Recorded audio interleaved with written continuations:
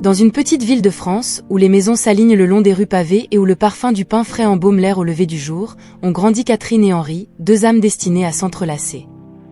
Tous deux venaient de familles d'ouvriers modestes, où le luxe était un concept lointain et la frugalité, une leçon inculquée dès le plus jeune âge. Catherine, avec ses cheveux bruns toujours attachés en une simple tresse, avait une lueur de détermination dans ses yeux gris. Fille unique d'un mécanicien et d'une serveuse, elle connaissait la valeur de chaque centime gagné à la force du poignet.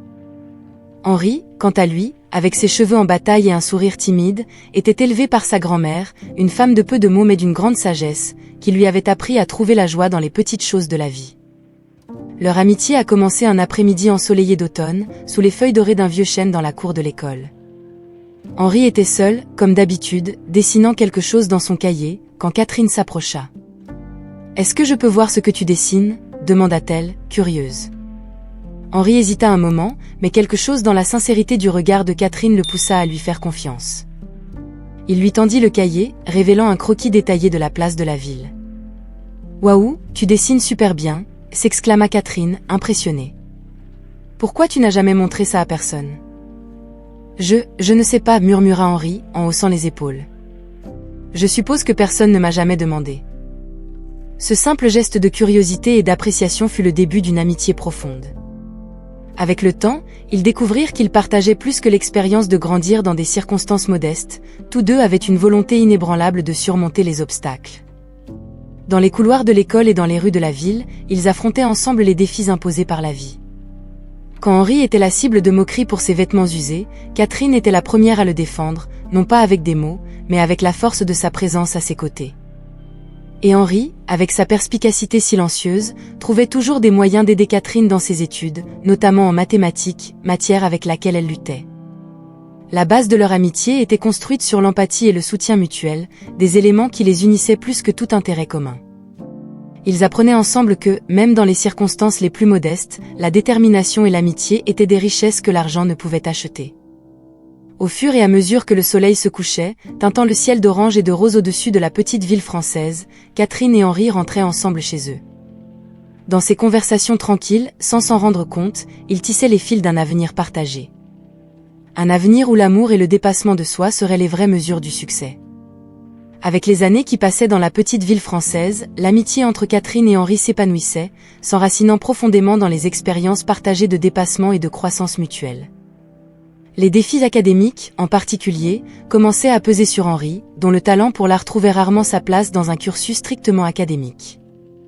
Catherine, en revanche, avec son esprit vif et sa discipline inébranlable, se distinguait dans ses études, bien qu'elle luttât sous la pression de maintenir d'excellentes notes.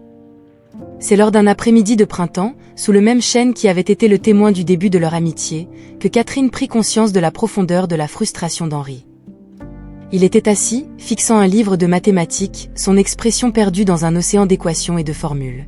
« Tout va bien, Henri ?» demanda Catherine en s'asseyant à côté de lui. « Ah, c'est encore les maths » soupira Henri, refermant le livre avec un peu plus de force que prévu. « Je n'arrive tout simplement pas à comprendre ça, peu importe combien j'essaie. » Catherine attrape le livre, feuilletant ses pages jusqu'à trouver un ensemble de problèmes. « Peut-être que je peux t'aider ? Je ne suis pas une experte, mais on peut essayer de résoudre ça ensemble. » Ce qui avait commencé comme une séance d'études improvisée à l'ombre du chêne était devenu une routine. Catherine consacrait une partie de ses après-midi à aider Henri, non seulement en mathématiques, mais aussi dans d'autres matières. Sa patience et sa méthode d'enseignement simple mais efficace ont commencé à faire la différence. Henri, qui s'était toujours considéré comme un élève moyen, a commencé à voir des améliorations dans ses notes. Ces sessions d'études n'étaient pas seulement des moments d'apprentissage académique, c'étaient des moments où la confiance et le respect mutuel se renforçaient. Henri a commencé à s'ouvrir davantage, partageant ses rêves et ses peurs, et Catherine a fait de même.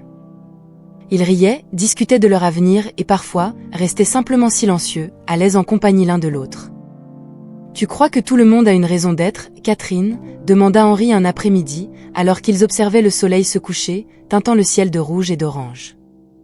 « Je pense que oui, répondit Catherine, pensivement. Et je crois que faire partie de notre raison d'être, c'est trouver des gens qui nous aident à devenir la meilleure version de nous-mêmes. » Henri sourit, la regardant.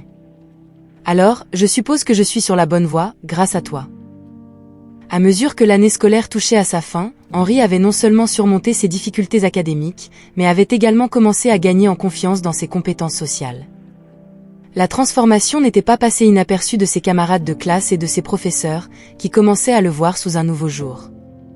Catherine et Henri, désormais plus proches que jamais, avaient trouvé dans l'amour adolescent une force qui les unissait encore plus. C'était un amour pur et résili, forgé dans l'adversité et le dévouement mutuel. Ils étaient plus que des amis, ils étaient des alliés, chacun étant le refuge de l'autre dans un monde qui, jusqu'à présent, semblait imprévisible et parfois hostile. Lors d'un de ces après-midi tranquilles, alors qu'ils rentraient chez eux, Henri prit la main de Catherine dans la sienne, un geste simple mais chargé de sens. Catherine le regarda, surprise au début, puis sourit, serrant sa main en retour. À cet instant, sans un mot, ils reconnurent la profondeur de ce qu'ils ressentaient l'un pour l'autre.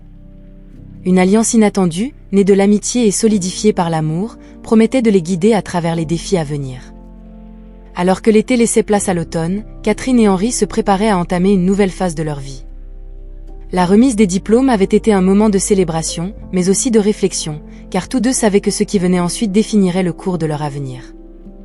La décision de fréquenter l'université ensemble n'avait pas été prise à la légère, c'était un témoignage de leur engagement non seulement l'un envers l'autre, mais aussi envers les rêves qu'ils partageaient. Ils ont opté pour une université offrant un programme de commerce renommé, un choix influencé par l'ambition commune de construire quelque chose de durable. Les premiers jours de cours, alors qu'ils se promenaient sur le campus rempli de nouveaux visages et d'opportunités, ils ressentaient un mélange de nervosité et d'excitation.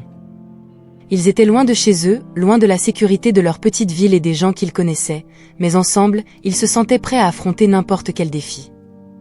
Les cours de commerce étaient intenses et exigeaient du dévouement, mais Catherine et Henri étaient plus que disposés à s'investir.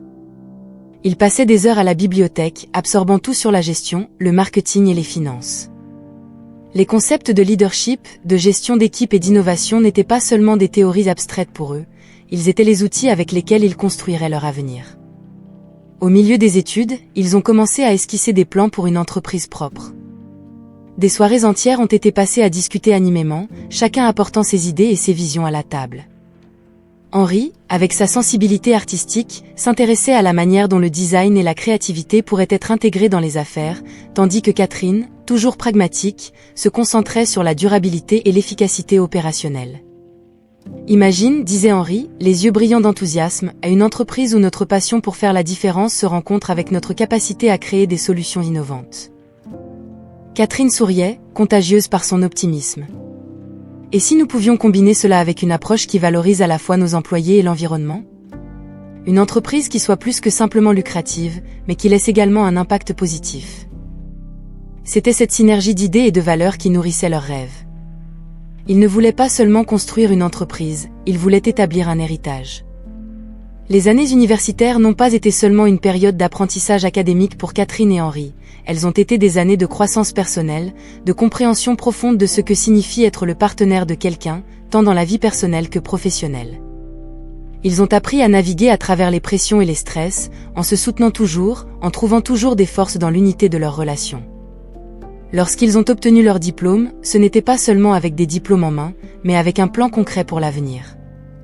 Le rêve de construire quelque chose ensemble, qui avait commencé sous les ombres d'un chêne dans leur ville natale, s'était transformé en une vision partagée de succès et de sens. En marchant côte à côte le jour de la remise des diplômes, regardant vers l'avenir avec espoir et détermination, Catherine et Henri savaient qu'ils étaient prêts. Prêts à affronter le monde des affaires, prêts à faire la différence, prêts à construire leur projet de vie. Et dans leur cœur, ils savaient que, ensemble, ils pouvaient tout accomplir. Après la remise des diplômes, avec des diplômes en main et des cœurs remplis d'espoir, Catherine et Henri ont décidé qu'il était temps de solidifier leur engagement l'un envers l'autre. Le mariage n'était pas seulement une formalité pour eux, mais un symbole puissant du début d'une nouvelle phase de leur vie, un engagement à marcher ensemble non seulement comme partenaires de vie, mais aussi comme associés dans l'entreprise de leurs rêves.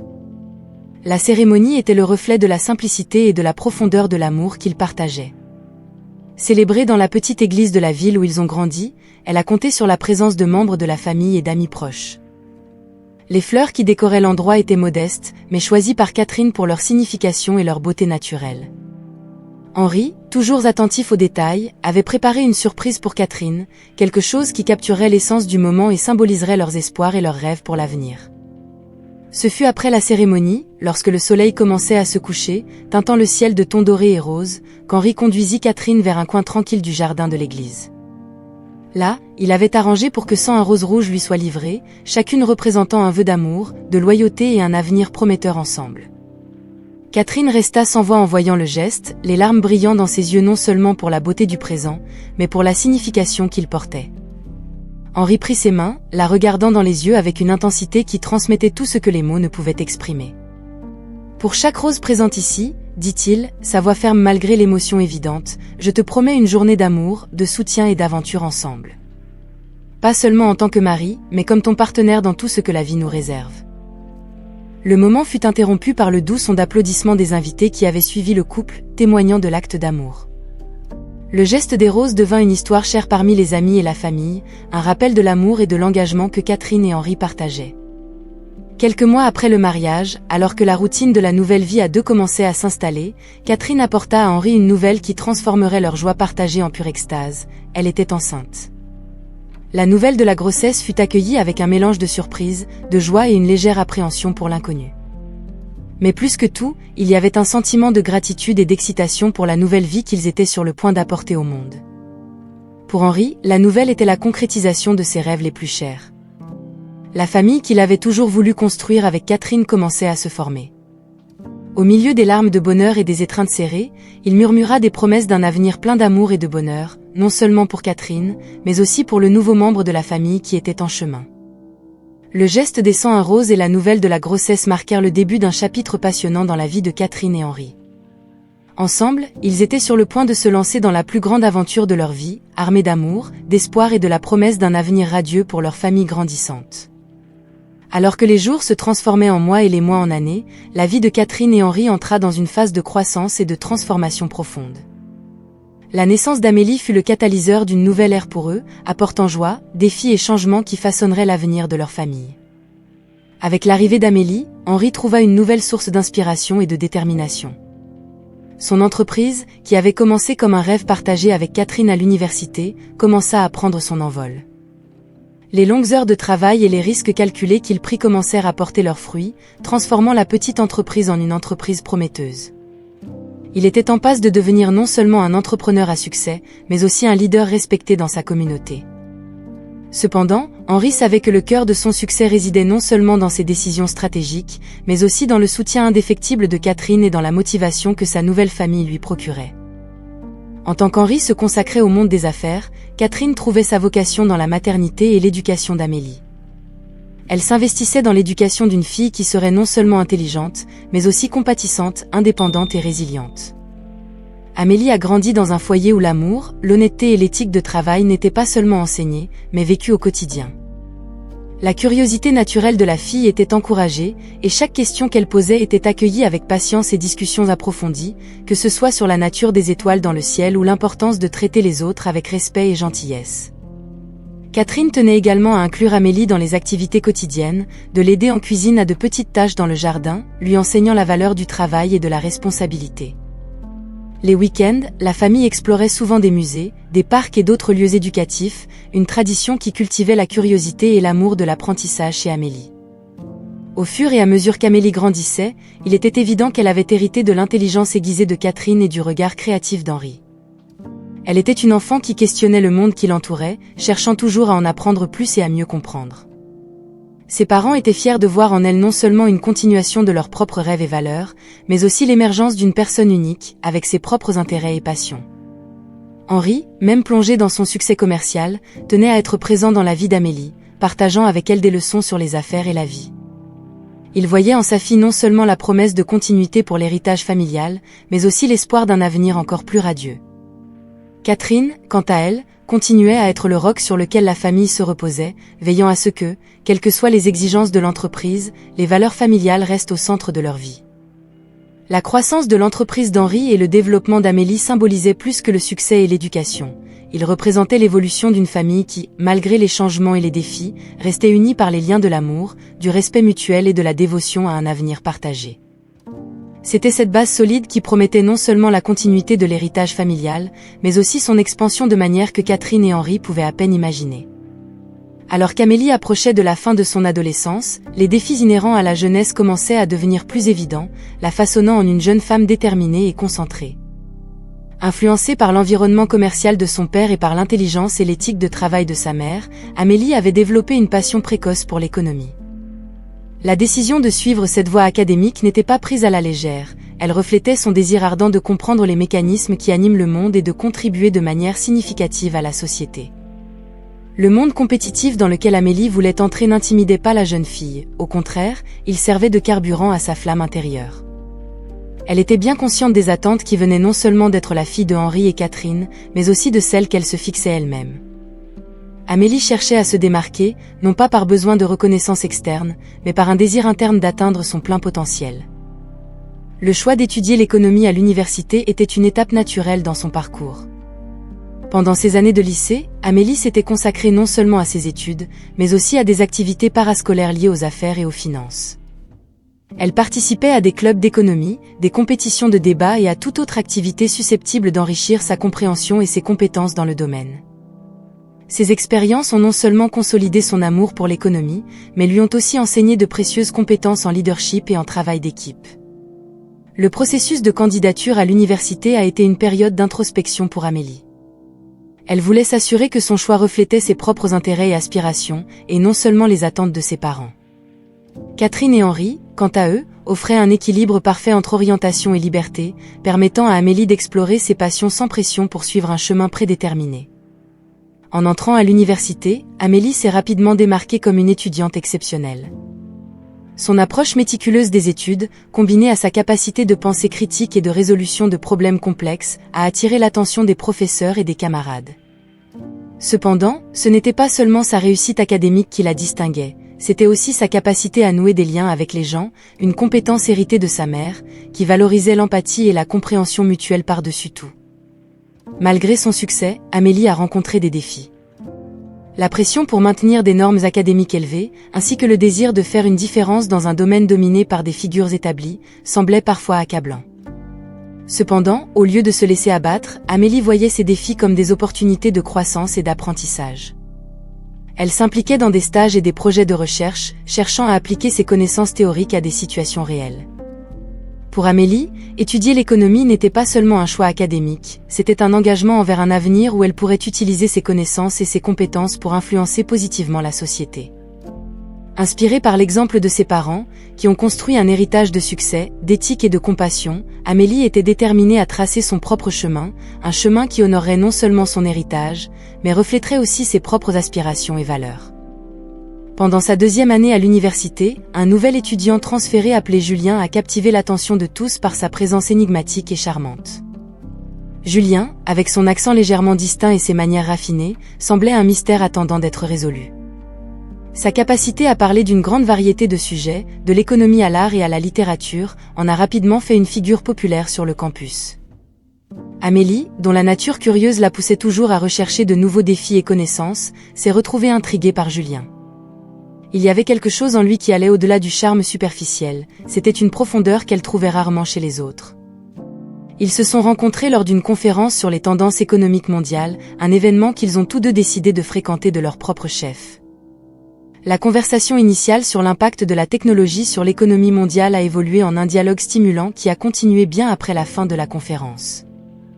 Julien semblait vraiment intéressé par les opinions d'Amélie, quelque chose qui la faisait se sentir valorisée et comprise.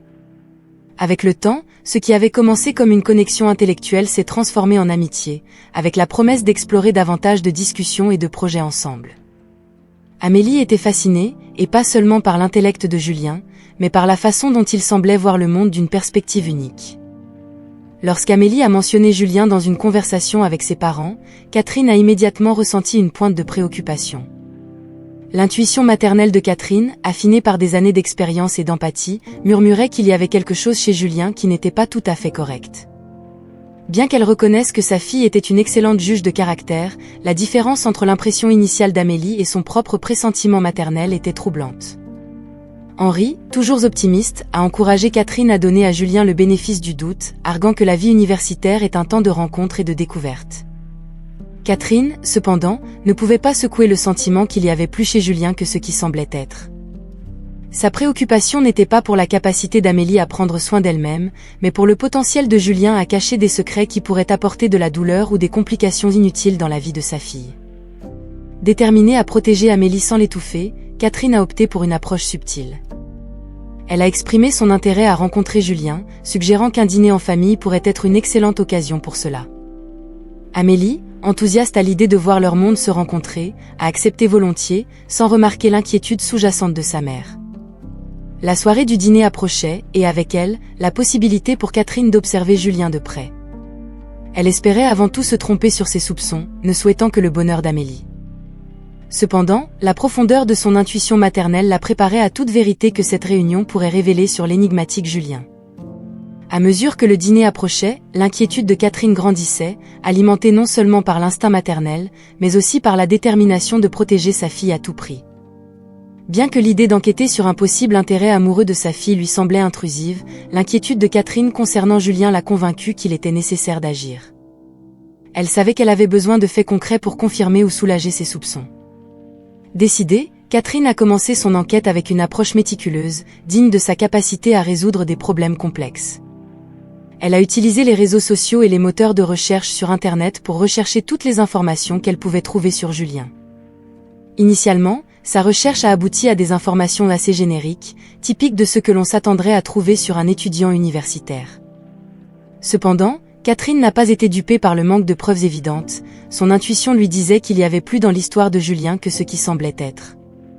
Avec une patience et une persistance que seule une mère inquiète pourrait avoir, Catherine a approfondi sa recherche. Elle a commencé à rechercher des connexions moins directes, explorant des forums en ligne et des groupes de discussion liés aux universités où Julien prétendait avoir étudié. C'était sur l'un de ces forums que Catherine a trouvé le premier indice concret, un ancien post d'un utilisateur anonyme mentionnant un étudiant avec des caractéristiques et des histoires étonnamment similaires à celles de Julien, mettant en garde contre un comportement suspect. Intriguée, Catherine a suivi cette piste, découvrant des schémas de comportement se répétant dans différentes institutions, avec toujours Julien laissant derrière lui une traînée de promesses non tenues et de relations douteuses. Plus Catherine découvrait, plus les pièces du puzzle commençaient à s'assembler, révélant une image inquiétante.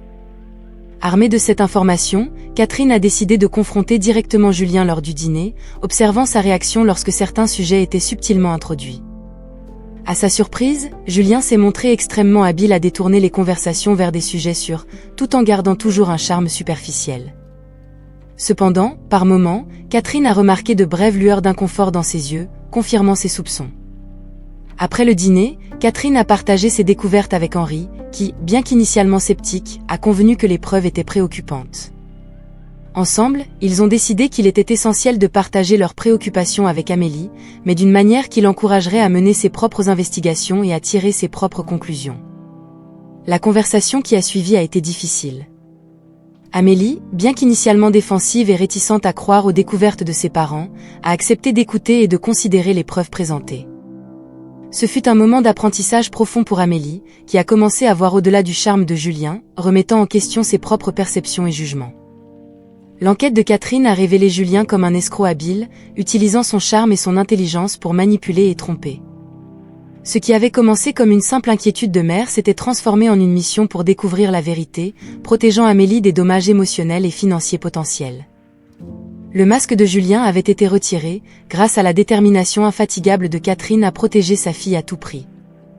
Après la difficile conversation avec Amélie, où Catherine et Henri ont présenté les preuves recueillies contre Julien, la famille a décidé qu'il était essentiel de confronter directement Julien, mais d'une manière permettant à la vérité de sortir sans provoquer de scandale inutile ou mettre Amélie dans une position plus vulnérable. Avec un plan en tête, Catherine a invité Julien à un deuxième dîner, sous prétexte de vouloir éclaircir certains malentendus et de lui donner l'occasion de s'expliquer. Julien, confiant en sa capacité de manipulation, a accepté l'invitation, sans se douter des intentions sous-jacentes au rendez-vous. Le soir de la confrontation, la tension était palpable dès que Julien a franchi la porte. Amélie, encore en train de digérer les révélations sur quelqu'un pour qui elle avait commencé à développer des sentiments profonds, était visiblement troublée, mais déterminée à écouter ce que Julien avait à dire. Pendant le dîner, Catherine a mené la conversation avec maestria, alternant entre des sujets légers et des questions plus directes liées aux découvertes qu'elle avait faites sur Julien. Elle observait attentivement chaque réaction de sa part, cherchant des incohérences ou des signes d'inconfort qui pourraient révéler sa véritable nature. À un moment stratégiquement choisi, Catherine a mentionné de manière décontractée l'un des noms fictifs que Julien avait utilisé lors d'une de ses fraudes passées, observant attentivement sa réaction. Le changement soudain dans l'expression de Julien, de confiance à une brève lueur de panique, n'est pas passé inaperçu. Catherine a saisi ce moment de faiblesse pour le confronter directement, exposant les preuves de ses activités passées et remettant en question ses intentions avec Amélie. Elle parlait avec calme et fermeté, mais l'accusation dans ses mots était claire et irréfutable. Julien a d'abord tenté de nier les accusations, en recourant à son charme habituel et en prétendant qu'il y avait eu un malentendu. Cependant, face aux preuves irréfutables présentées par Catherine, ses défenses ont commencé à s'effondrer. Ce fut un moment de révélation non seulement pour Amélie, qui a vu le vrai visage de Julien, mais aussi pour Julien lui-même, qui a réalisé qu'il ne pourrait pas manipuler sa sortie de cette situation. Le conflit a atteint son paroxysme lorsque Julien, incapable de soutenir ses mensonges face aux preuves, a finalement admis ses véritables intentions. Il a révélé un schéma de comportement consistant à tromper et à manipuler les gens pour son propre bénéfice, un schéma dont Amélie était sur le point de devenir la prochaine victime. Ce moment a été marqué par une profonde tristesse et une déception pour Amélie, mais aussi par une gratitude envers sa mère, dont la ruse et la détermination à protéger sa famille avaient évité une catastrophe potentielle. Julien a été invité à quitter la maison, et la famille s'est réunie, plus forte et plus unie que jamais, à la suite de cette révélation tendue mais nécessaire. Après le conflit révélateur avec Julien, Amélie s'est retrouvée naviguant dans un tourbillon d'émotions contradictoires. La trahison, la déception et la douleur de la découverte ont profondément affecté sa confiance en ses propres capacités de jugement. Cependant, cachée dans ce tourbillon émotionnel, il y avait une étincelle de résilience, une force héritée de ses parents, Catherine et Henri, qui ne permettrait pas à cette expérience de définir ou de détruire son esprit. Dans les jours qui ont suivi, Amélie s'est tournée vers le réconfort de sa famille, trouvant soutien et compréhension auprès de ses parents, qui l'ont non seulement aidée à naviguer à travers ses émotions, mais ont également souligné l'importance d'apprendre des expériences, même celles qui apportent de la douleur. Catherine, en particulier, a partagé ses propres histoires de défis et de surmontements, soulignant que la véritable force est souvent forgée dans l'adversité. Amélie s'est également réfugiée dans ses passions académiques et ses passe-temps, redécouvrant la joie et la satisfaction qui venaient de l'étude, de la recherche et de l'expression créative. Ces activités ont non seulement servi de distraction bienvenue, mais aussi de rappel de sa propre compétence et de sa valeur. Elle s'est autorisée à plonger dans des projets et des initiatives qui reflétaient ses intérêts et ses valeurs, trouvant dans ce processus un moyen de reconstruire son estime de soi et sa confiance. C'est pendant cette période d'introspection et de croissance personnelle qu'Amélie a commencé à réfléchir au concept de pardon et à l'importance d'aller de l'avant. Elle a compris que, bien qu'elle ne puisse pas contrôler les actions des autres, elle avait le contrôle sur sa réponse à celles-ci. Cette compréhension a été cruciale dans son processus de guérison, lui permettant d'ouvrir progressivement son cœur à nouveau, non seulement à la possibilité de nouvelles relations, mais aussi au monde qui l'entoure. La transformation d'Amélie n'est pas passée inaperçue par son entourage. Ses amis et collègues l'ont vue comme un exemple de force et de grâce face à l'adversité, inspirant beaucoup à réévaluer leurs propres luttes et défis. Amélie, de son côté, a trouvé un nouveau dessein en aidant les autres, consacrant une partie de son énergie à des initiatives de soutien et d'orientation pour les jeunes confrontés à leurs propres crises. Finalement, Amélie s'est autorisée à explorer de nouvelles amitiés, avec le temps, une nouvelle relation. Cette fois-ci, cependant, elle s'est approchée avec une nouvelle perspective, équilibrant ouverture et vulnérabilité avec prudence et conscience de soi. Elle a appris à valoriser plus profondément les qualités d'honnêteté, d'intégrité et de respect mutuel, les reconnaissant comme essentielles à toute relation saine. Le parcours d'Amélie, de la chute à la rédemption, est un témoignage de la résilience humaine et de la capacité à surmonter de profondes trahisons. Inspirée par l'exemple de ses parents et armée des leçons apprises à travers sa propre expérience, Amélie est ressortie de l'épreuve non seulement intacte, mais renforcée, prête à affronter l'avenir avec un cœur ouvert et un esprit indomptable. Après la période d'introspection et de croissance personnelle qui a suivi sa douloureuse expérience avec Julien, Amélie s'est progressivement ouverte aux possibilités que la vie lui réservait encore. C'était pendant ce temps, rempli de nouveaux départs et de découvertes, qu'elle a rencontré Lucas, un jeune homme dont la présence dans sa vie est devenue un baume pour les blessures encore en train de cicatriser.